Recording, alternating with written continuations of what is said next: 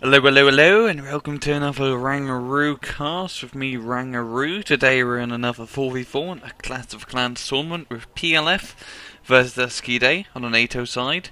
We have PLF with PLF Sepsi77, PLF SikkeSakke, Hi-O, and PLF Jereth on the Pact side, which consists of the SKD team. We have Matthes, Salamander, Nero, and Major. So let's speed things up and get things going, sorry. The map is Christian Sund, which is one of the newer maps added in DLC Run update. And there's a lot of UAC SPGs, or actually seeing a few of them makes me quite happy. I'm easily pleased. And there's a lot of helicopters, a lot of Hein, I mean, bloody hell, Hueys. Anyway, right off the bat, we have a Jaeger-run A-seed aircraft moving up. Yak 38, Su-27's gonna get a bit of action against the F-15, who's of Drakens and F-4 Phantoms. A lot of airplay from the start, and a crap ton of napalm from Pact. A crap ton of napalm. Matthes rush into Foxtrot with probably VDV infantry inside, yeah, or Spetsnaz, either or. Jaeger A runs, doing their best. Defending the skies, even though they're not really meant to do that, but they're meant to shoot down AA. It seems like all the radar AA is turned off on the Pact side, so we're not going to really get much out of that. Major moving in Mi-24Ds are going to do a bit of damage, but the Drakens are going to come in with their air-to-air rockets, and actually miss them by quite a bit. They actually do down run the Hein Joe. And the VDVs are out of the air. Over here in Foxtrot side, Su-24 MP is going to come in for the bombing run. These Kurtshakers, they're going to get carpet bombed. Yeah, it's not going to be good. Yeah, it's not going to be good at all. Didn't actually manage to get too many, but does manage to knock out an entire squad of Kurtshakers. All they brought up into Foxtrot was Kurtshakers. No tanks, just soft armoured infantry. Very interesting, I have to say. And a lot of air power to compensate from his allies. And get in 4 scimitars. Reconned. First time in a replay I actually seen someone stack recon in more than just, you know, a single group. Very interesting indeed, and some cannon jagged panzers coming up over here in Gove. Bit of a fight for this little red lumber mill here. These Kurtshakers holding up against Russian Marines, and the Tunguska surrounded, but the cannons of the Tunguska are off, so that's right, doesn't seem like giving any fire support, which does kind of suck. Drakens coming in yet again. SikkeSakke really liking his Drakens. As they are a very nice cheap plane. That's pretty awesome air-to-air rocket. MiG-30 run, yeah, I was going to try and go in for the intercept. Commands them to stun run. And Tunguska getting another. Drakens are actually messing up. And they managed to kill the MiG-30 run. Yeah, it's right.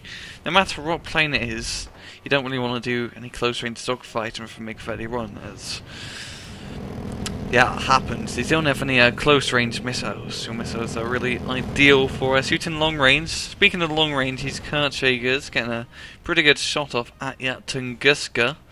And they managed to regroup them all into one big group. Aardvark coming in and going to finish that off, as well as Raven support. And it seems like Nato's going to have Foxtrot secured for them. And then Pact is actually gaining quite a lot of points, because Nato needs to capture back points, which they probably didn't capture as they wanted more money for their starting troops early on. A lot of napalm from the Yak 38 over on the hotel side, which Nato's controls is very good. I say tactic is playing off rail so far, even though they don't have the points lead, is because they have both flanks, which are vital for this map, as they easily defendable, and they have great resupply routes, so you can move up into Echo and Delta later on. So that tactic is working out for them for the present. They do bring out some more infantry to help defend that side. Kurtshakers barely holding on. Just little lumber mill hills. A10 eats Tunguska missile after Tunguska missile. Thankfully it has a crap ton of armor, so this should be fine. These Spetsnaz here, they're not spotting too much, but you do spot the Kertjägers moving up. They're all out in the open, in the field. Very easy to probably get these guys right now if there was anything to stop from which this T-64 is going to do. Loading its 125mm cannon, infantry in the open, and some more infantry coming up by Nero. Also, very good Spetsnaz flank round here. The one last guy left. Gonna see what he can spot. And Kertjägers, again, moving up in the open field, even on the right side, trying to get into this little forest, it seems. Or it's, I don't know why Noravs aren't shooting them. Like, you should, they don't see him. Quite weird, because they're right slap bang in the open air. Anyway, Nato has started capturing their back points, and they're going to be getting a +4 very soon when India is captured, so that's going to be quite a lot of points for them. Dawn is coming over.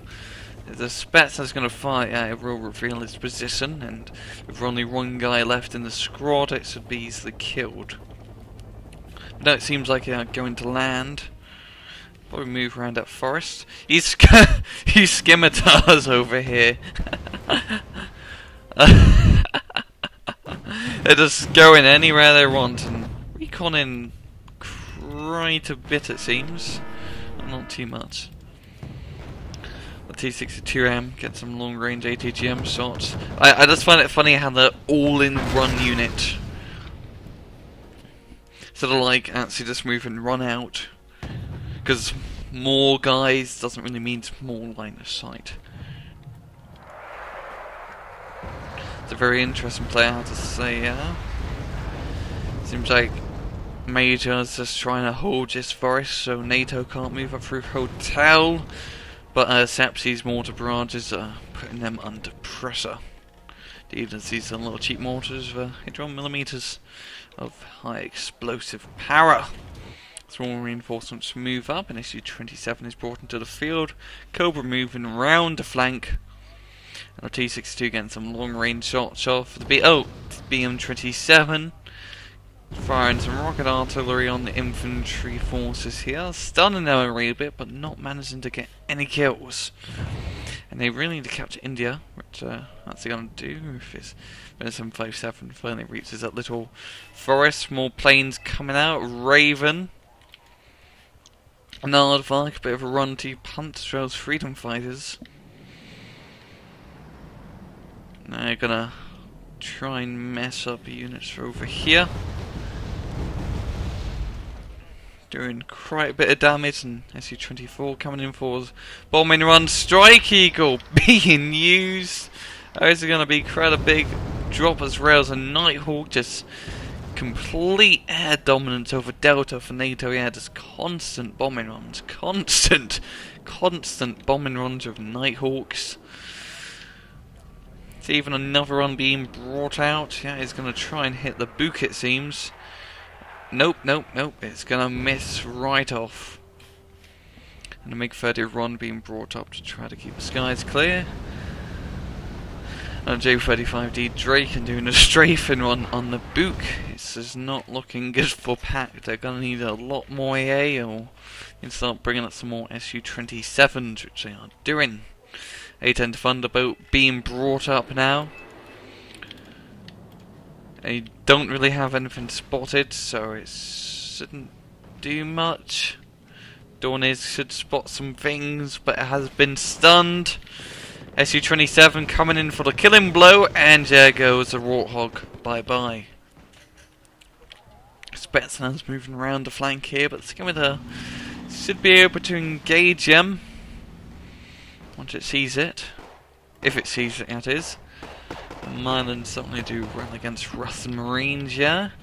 Therefore Tomcat also keeping the skies clear, trying to ward off the MiG-30 runs, and SU-27 just being brought up. Very smart indeed.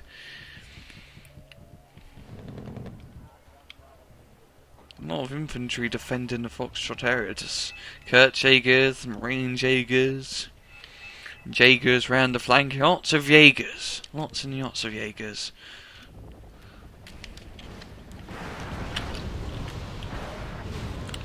Jagger A runs, doing a bit of a siege run, yeah. SU-24 dogfight in Rivian. And this J-35 Draken does get shot down. There's very much a dogfighty skirmish between both factions at the moment. Strike Eagle finally getting shot down. That is 200 points, which is quite a big loss for such a pretty much the most expensive plane in game. Or like one of the most expensive units in game. It is not a command vehicle. But it do quite a bit of damage. You can just see the craters created by them, both by the planes. And keeping Delta uncapped, which is definitely going to be hurting Pact. As you can see, as Nato is gaining points at such a rapid rate. But now Pact is starting to bring themselves back up by shooting these planes down slowly but surely. Every plane down is one less plane there to worry about.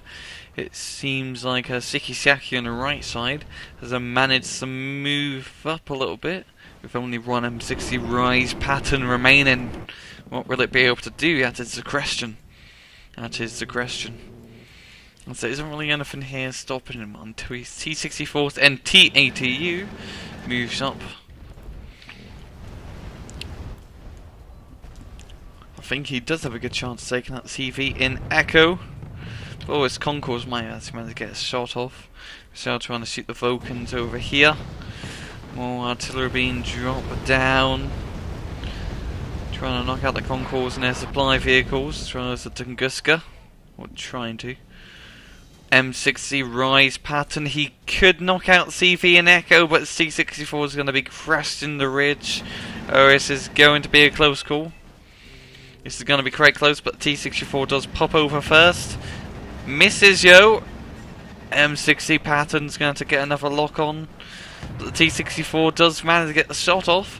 If it's panicked, only 1 HP left, I think the pattern doesn't really stand a chance.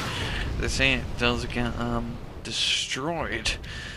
Just barely saving that CV. Just a little bit closer, we're to spot it, and bada bing, bada boom.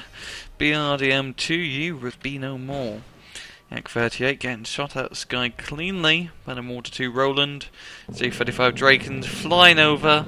Tunguska's kind of telling them to piss off and even using their cannons to help them out.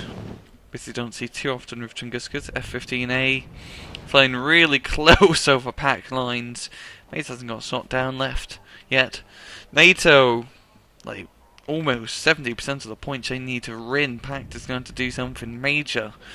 But they don't have the ground forces. Like, they really don't have the ground forces. They don't have really any tanks. They've really been investing in AAs, you can see, because Nato has just been, or PLF, has just been keeping the pressure on with it. Aardvarks, Nighthawks, Strike Eagles, and Drakens, and Ravens a whole match. Which has really been helping them, I have to say so myself. Great use, great display of NATO air power. Tier 2 keeping the Delta point captured, and that shouldn't get destroyed as it is a giant punching bag that can diss out more than it can chew. Seems like they're going to be doing a bombing run here. Su-24 MP. Those mortars aren't going to have a good day, as you can see, as they almost all of them died. Does manage a knockout run. The others barely, if any, HB bars left. More reinforcements moving up to cover this forest. But we do have some T-64s and even a T-80U being brought up for a Pact ground force and a BMP Rundy, which is going to be pretty useful thanks to its grenade launcher, ratting out any infantry, and a stunning unit at close range. Rocket artillery coming in. Nato has 70% of the points they need to win. Cobra's being moved up round the left side. These Kurtjägers making quite a lot of progress round the flanks. But they are going to get napalmed, and napalm does stick to kids, and so to people. And that should not do well for him. As the Su-24 kind of does a run-to punch, and in Kurtjäger's life Cobra shooting down the AA, which is quite ironic. Tier 2 gets an out of air before it gets shot. And that Cobra doesn't stand too much of a chance left. Jagger A runs, Sheed in, finally managing to get that book after the second salvo. It was quite inaccurate and quite a lot of Seed airplanes for run AA, but it did manage to knock it down. Finally, Nato managing to move up onto this little forest area here. Now, Herdman's really bloody loud, good god. I didn't know bow attacks and rifles would shoot that fast. But anyway, he managed to move up through Gulf here, knock out the Concourse and Tunguska's holding this side, and it really does seem like it's going to be a clean victory for PLF. Bloody hell, I didn't know bow attacks and rifles could shoot that fast, because they are bloody loud. Good god, good god. Jack Commander gets some easy shots off the BMP run Ds. I'm going to speed things up because this is pretty much a clear-cut victory. Nato just doing their final bombing runs before the match is over. 90% of the points, and Pact holding their ground, and that is going to be a good game. PLF advances on to the next round in the Clash of Clans tournament. Very good, they did a very good tactic here in not buying the CVs early on and spending most of their monies to try to capture both flank points, which are basically vital to victory on the Christian side, and then just keeping constant pressure against Pact forces with constant bombing runs and seeding. Very good job there from PLF. So, this has been the RANGROOCAST. Hope you guys enjoyed it. See you guys next time. Take it easy.